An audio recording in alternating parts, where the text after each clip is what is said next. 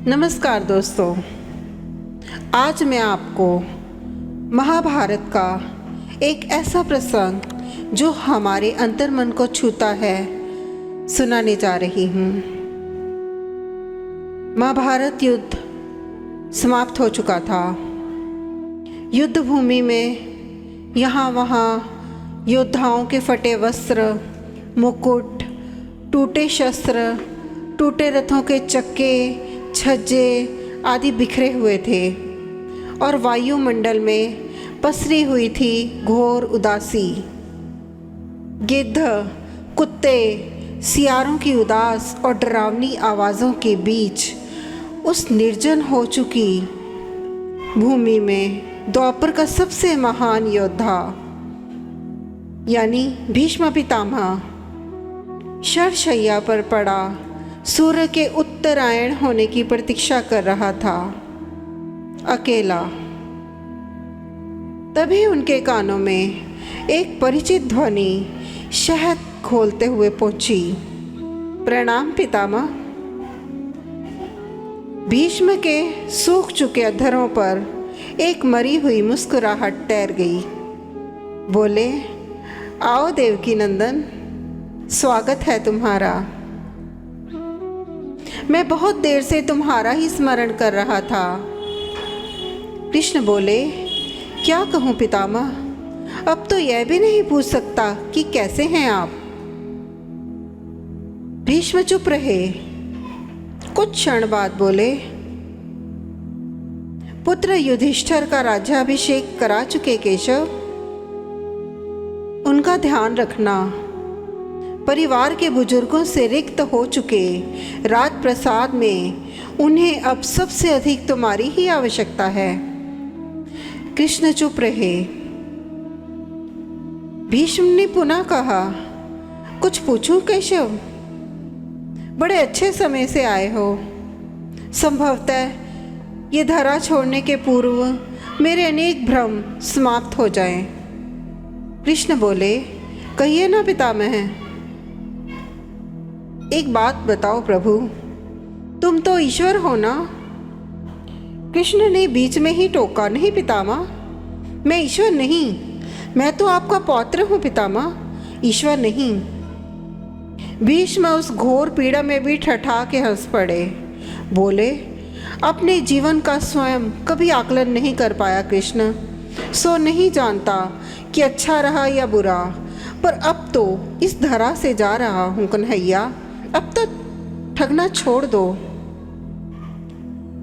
कृष्ण जाने क्यों भीष्म के पास सरक आए और उनका हाथ पकड़कर बोले, कहिए पितामह। भीष्म बोले, एक बात बताओ कन्हैया, इस युद्ध में जो हुआ वो ठीक था क्या? किसकी ओर से पितामह? पांडवों की ओर से। पितामह बोले, कौरवों के कृत्यों पर चर्चा का तो अब कोई अर्थ ही नहीं है कन्हैया, पर क्या पांडवों की ओर से जो हुआ वो सही था? आचार्य द्रोण का वध, दुर्योधन की जंघा के नीचे प्रहार, दुशासन की छाती का चीरा जाना, जयद्रथ के साथ हुआ छल, निहत्थे कर्ण का वध, सब ठीक था क्या? यह सब उचित था क्या? इसका उत्तर मैं कैसे दे सकता हूँ पितामह? इसका उत्तर तो उन्हें देना चाहिए जिन्होंने यह किया। उत्तर दें दुर्योधन का वध करने वाले भीम, उत्तर दें कर्ण और जयद्रथ का वध करने वाले अर्जुन। मैं तो इस युद्ध में कहीं था ही नहीं पितामह। अभी भी छलना नहीं छोड़ोगे किशन? अरे विश्व भले कहता रहे कि महाभारत को अर्जुन और भीम ने जीता है, पर मैं जानता हूँ कन्हैया कि यह तुम्हारी और केवल तुम्हारी विजय है। मैं तो उत्तर तुम्ही से पूछूंगा कृष्ण। तो सुनिए पितामह, कुछ बुरा नहीं हुआ, कुछ अनैतिक नहीं हुआ, वही हुआ जो होना चाहिए था। यह तुम कह रहे हो केशव? मर्यादा पुरुषोत्तम राम का अवतार कृष्ण कह रहा है। यह छल तो किसी युग में हमारे सनातन संस्कारों का अंग नहीं रहा, फिर यह उचित कैसे हो गया? इतिहास से शिक्षा ली जाती है पितामह, पर निर्णय वर्तमान की परिस्थितियों के आधार पर लेना पड़ता है। हर युग अपने तर्कों और अपनी आवश्यकता के आधार पर अपना नायक चुनता है। राम त्रेता युग के नायक थे, मेरे भाग में द्वापर आया था। हम दोनों का निर्णय एक सा नहीं हो सकता पितामह। नहीं समझ पाया कृष्ण, तनिक समझाओ तो। राम और कृष्ण दोनों की परिस्थितियों में बहुत अंतर है पितामह। राम के युग में खलनायक भी रावण जैसा शिव भक्त होता था। तब रावण जैसी नकारात्मक शक्ति के परिवार में भी विभीषण जैसे संत हुआ करते थे। तब बाली जैसे खलनायक के परिवार में भी तारा जैसी विदुषी स्त्रियां और अंगद जैसे सज्जन पुत्र होते थे। उस युग में खलनायक भी धर्म का ज्ञान रखता था, इसलिए राम ने उनके साथ कहीं छल नहीं किया। किंतु मेरे युग के भाग में कंस, जरासंध, दुर्योधन, दुशासन, शकुनी, जयद्रथ जैसे घोर पापी आए हैं। उनकी समाप्ति के लिए हर छल उचित है पितामह। पाप का अंत आवश्यक है पितामह, वह चाहे जिस विधि से हो। तो क्या तुम्हारे निर्णयों से गलत परंपराएं नहीं प्रारंभ होंगी केशव? क्या भविष्य तुम्हारे इन छलों का अनुसरण नहीं करेगा? और यदि करेगा तो क्या यह उचित होगा?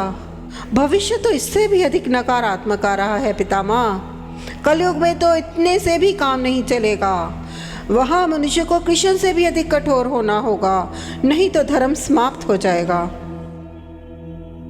जब क्रूर और अनैतिक शक्तियाँ सत्य एवं धर्म का समूल नाश करने के लिए आक्रमण कर रही हों, तो नैतिकता अर्थहीन हो जाती है पितामह। तब महत्वपूर्ण होती है विजय, केवल विजय। भविष्य को यह सीखना ही होगा पितामह। क्या धर्म का भी नाश हो सकता है केशव? और यदि धर्म का नाश होना ही है तो क्या मनुष्य इसे रोक सकता है? सब कुछ ईश्वर के भरोसे पर छोड़कर बैठना मूर्खता होती है पितामह।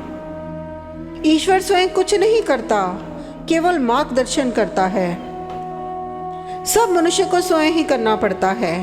आप मुझे भी ईश्वर कहते हैं ना, तो बताइए ना पितामह, मैंने स्वयं इस युद्ध में कुछ किया क्या? सब पांडवों को ही करना पड़ा ना। यही प्रकृति का संविधान है। युद्ध के प्रथम दिन यही तो कहा था मैंने अर्जुन से, यही परम सत्य है पितामह। भीष्म अब संतुष्ट लग रहे थे। उनकी आंखें धीरे धीरे बंद होने लगी थीं। उन्होंने कहा, चलो कृष्णा, यह इस धरा पर अंतिम रात्रि है। कल संभवतः चले जाना हो। अपनी इस अभागे भक्त पर कृपा करना कृष्णा। कृष्ण ने मन में ही कुछ कहा और भीष्म को प्रणाम कर लौट चले। पर युद्ध भूमि के उस डरावने अंधकार में भविष्य को जीवन का सबसे बड़ा सूत्र मिल चुका था। जब अनैतिक और क्रूर शक्तियां सत्य और धर्म का विनाश करने के लिए आक्रमण कर रही हों, तो नैतिकता का पाठ आत्मघाती होता है। धर्मो रक्षति रक्षितः है। अगर आपको ये प्रसंग पसंद आया हो तो कृपया इसे लाइक कीजिए, शेयर कीजिए, सब्सक्राइब कीजिए और याद रखिए कमेंट जरूर करिए। नमस्कार।